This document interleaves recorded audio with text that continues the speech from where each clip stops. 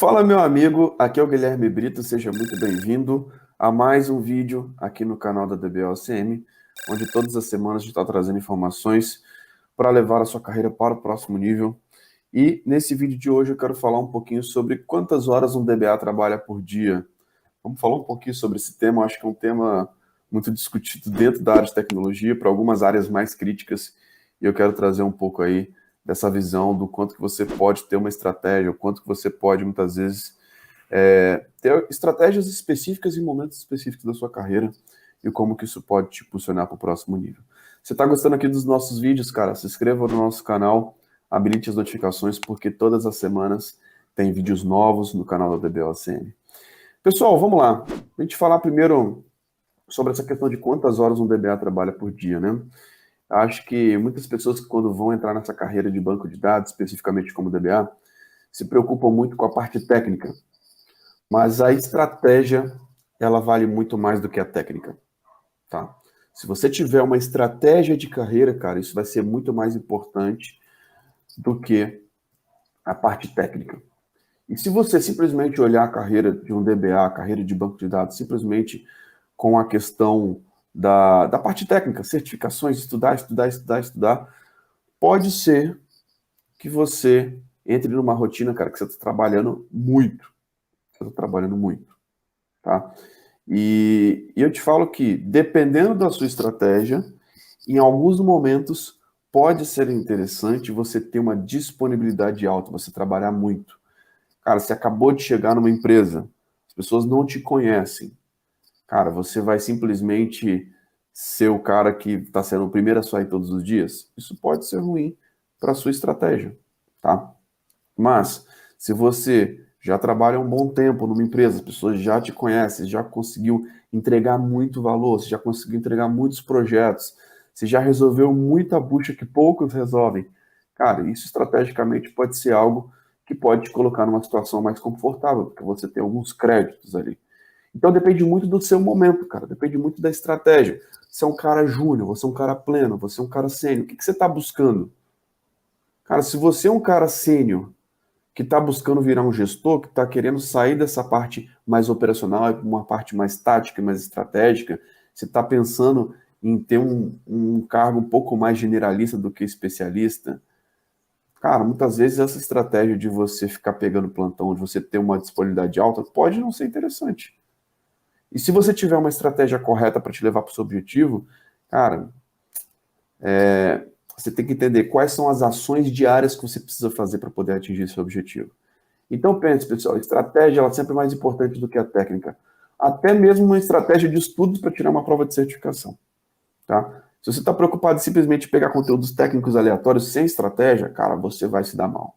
Se você está atuando na sua carreira na área de tecnologia, não sabe qual que é o seu próximo nível, está há 10, 15 anos com salário de júnior, cara, muito cuidado.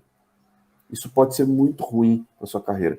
Tudo isso, pessoal, que eu estou falando, a gente fala bastante dentro da nossa mentoria de carreira, tá? Hoje nós temos uma mentoria de carreira que a gente consegue ajudar profissionais em cada momento, onde você está agora e para onde você está indo.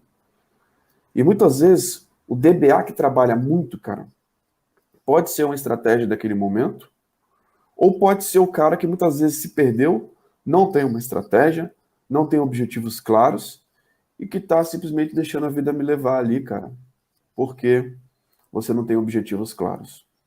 Porque muitas vezes você não está atendendo alguns requisitos em outros pontos, e muitas vezes a única forma que você é útil para uma empresa é pela quantidade de horas, é pela disponibilidade. E muitas vezes você precisa entender quais são os seus pontos que você precisa melhorar para conseguir ter uma boa qualidade de vida, para conseguir você ter um bom ritmo de trabalho. E você muitas vezes não é obrigado, cara. Existem leis trabalhistas. Você não é obrigado a ficar trabalhando 80 horas por semana.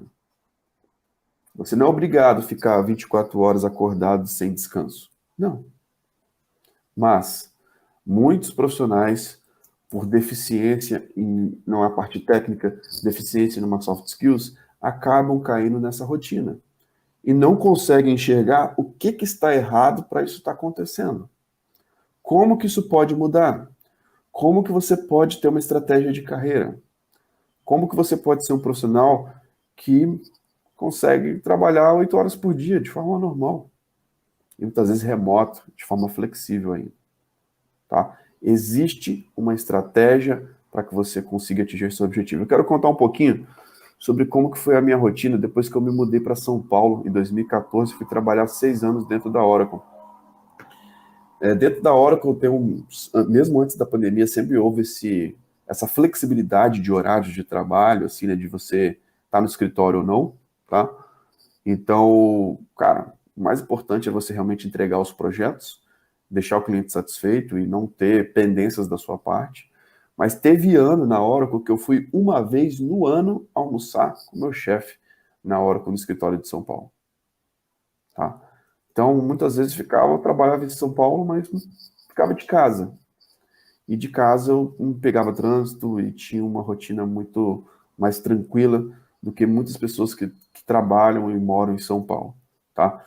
Então, assim, em muitos desses projetos, cara, o mais importante era não ter pendências, cara. A gente fazia um alinhamento semanal e a gente tinha que ter ali, entender qual que é a minha responsabilidade.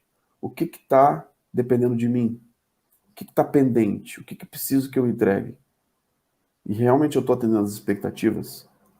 Então, esses são pontos que você precisa pensar. E quando se fala do DBA, normalmente a gente fala do plantão, né, cara? Atividades, muitas vezes, sempre fora do horário de expediente. E eu vejo que isso é muito mais um problema da empresa do que seu. Por quê? A empresa precisa manter um fluxo ali de pessoas que eventualmente possam suprir essa demanda. Mas se não tiver no seu contrato de trabalho, você não é obrigado a ficar trabalhando de madrugada. Se o seu contrato é das 9 às 18, sua obrigação é trabalhar de segunda a sexta das 9 às 18. Então eu vejo que isso é muito mais um problema ali da empresa do que do profissional, tá? E eu vejo que muitas empresas, às vezes, até fazem contratos já que consigam se adaptar a essa realidade. Ah, tem o DBA do turno da noite, tem o DBA da parte do dia, tá? E quando a gente fala dessa questão de horas, cara, um DBA nada mais do que um profissional de tecnologia que tem que cumprir ali 40 horas semanais.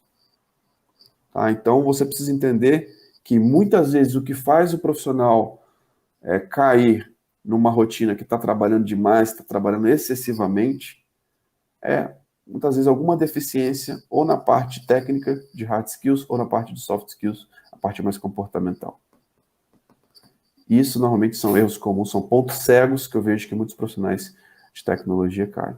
E aí, quando a gente fala do cargo DBA em si, né, normalmente, algumas empresas existem algumas definições ali do cara que trabalha na operação, o cara que trabalha ali no dia a dia, no ongoing, ou o cara que trabalha especificamente para projetos, tá?